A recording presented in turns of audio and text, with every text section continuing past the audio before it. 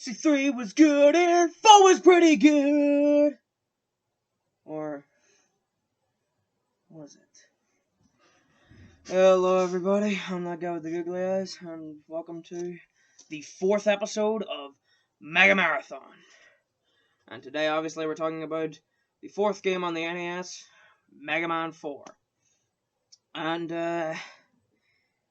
yeah, I'll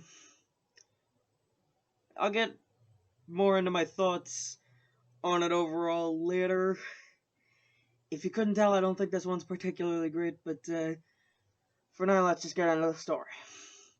Since Dr. Wily died in the last game, now Mega Man faces a new threat from Russia. A commie motherfucker named Dr. Cossack. And he seeks to prove himself against Dr. Light as a superior scientist by, of course, taking over the world with 8 robot masters. Because of course he is. So yeah, you blast through a commie ring man, you blast through a commie Egyptian, you blast through a commie toad, you blast through a commie dive man, you blast through a commie junk man, you blast through a commie skull man, and you blast through a commie drill man. I think that's all of them, right? Well, that's all the ones I can be bothered to remember. And then you get to the commie bastard himself, Dr. Cossack. But when you get there, Proto Man teleports in, says nothing, immediately leaves, and leaves a young girl named Kalinka. She tells you that Dr. Cossack isn't actually evil, and that he's her dad, and that she was kidnapped by, gasp, Dr. Wily, who isn't actually dead. Yeah, I didn't mention this in the last review, but in the ending of Mega Man 3, after Wily is presumed dead, there's like a little blip on the top of the screen of his Wily capsule, meaning he's not dead. And he manipulated Dr. Cossack into doing his bidding and used his pretty great Robot Master designs. Although I'll get into why they're not so great later on. And then you have to go through Wily's castle and beat him. Now, I'm just throwing this out there right now, like, immediately. This becomes a very overused trope in the Mega Man series. Like, oh, Dr. Wily is defeated for good, and then a new threat arises, and then, nope, it's Dr. Wily again. It's always Dr. Wily.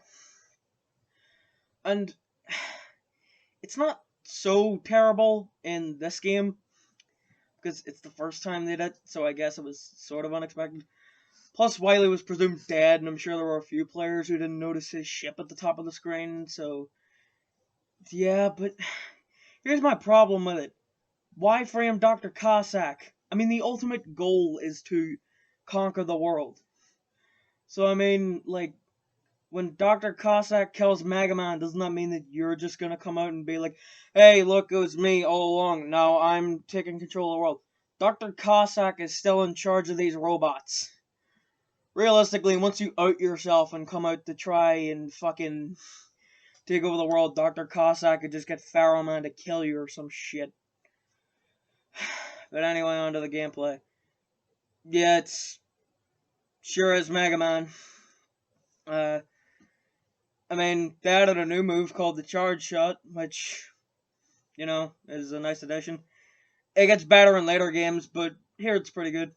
It's actually less OP in this game than later games because it's a smaller shot and it isn't absolutely fucking huge.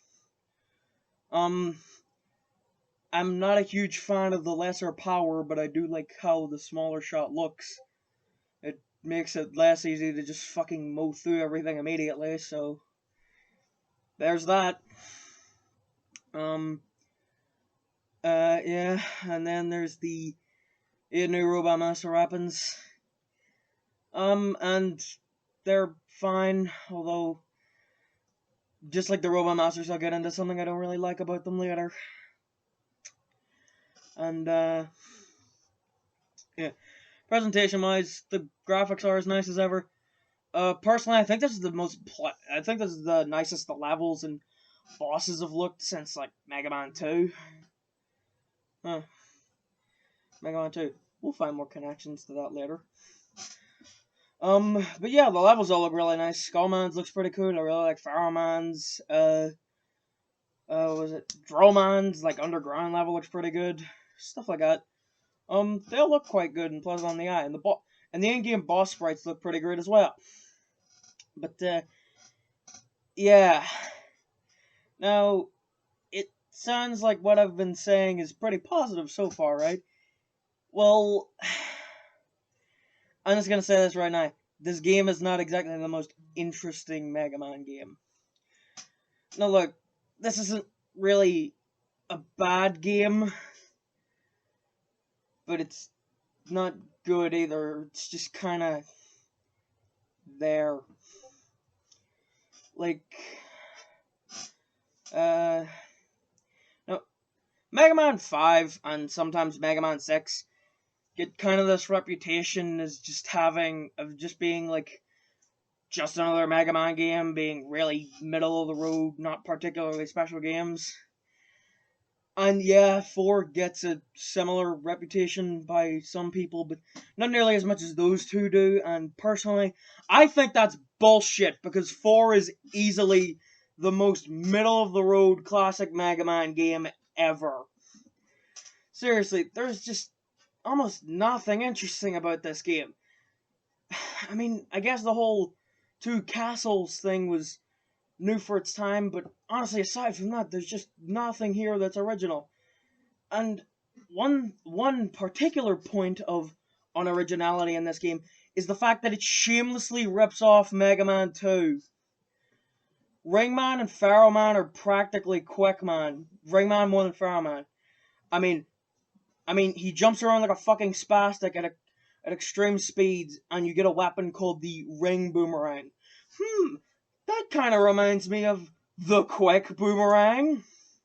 Pharaohman also jumps around extremely fast and throws shit at you, and his arena has similar kind of terrain to fuck you up in conjunction with his speed.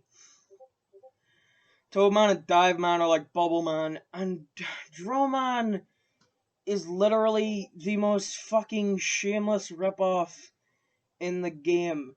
He's just Crash Man. Same drill arm, same drill bomb weapon. Seriously, it's so unoriginal. Skullman and Dustman aren't the worst ever.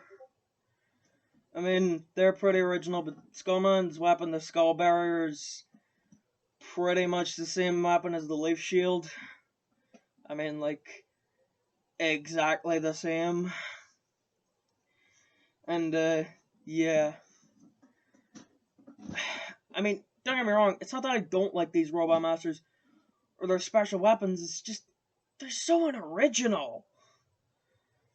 This game just lacks in really any identity of its own besides just being another Mega Man game. Like, this is probably one of the shortest reviews I've made in a while. And that's just because I can't think of anything to say about this game. Really, the only thing interesting about it is it introduces the charge shot, and it rips off Mega Man 2 pretty much. I mean, yeah, again, it was the first game to do the whole fake-out villain thing in the Mega Man series, but aside from that, this game just has no identity of its own. Again, like, 5 and 6 get this reputation of just being very middle-of-the-road, mediocre games, but honestly, I think those were way better than this game. The bosses, for the most part, are pretty whatever, and they're all pretty shameless rip-offs of the Mega Man 2 ones, and just, like, I mean, again, I know I said it, but there's nothing special about this game. It really doesn't have anything to offer that you couldn't just find in any other better Mega Man game. You know? To me, this is easily the worst game of the classic series. I mean, sure, people shit on games like Mega Man and Bass, and, you know, people years ago used to shit on Mega Man 7, but at least those games have some kind of identity of their own. You know, at least in Mega Man and Bass, there were 2 playable characters in that game, and it's known for its nightmarish difficulty. And at least 7 has great use of special weapons and exploration. What does this game have? There's just nothing interesting about it. Again, I don't want to sound too negative, because this game isn't bad. It's just I have a hard time saying it's good. It's just so meh. You know, just give me an M, give me an E, give me an H. Meh. Yeah. And anyway, I'm that guy with the googly eyes. Hope you enjoyed today's video. Should have one out in Mega Man 5 pretty soon. And yeah, if you liked the video, leave a like. If you want to see more in future, and you want to see how the Mega Marathon continues, consider subscribing.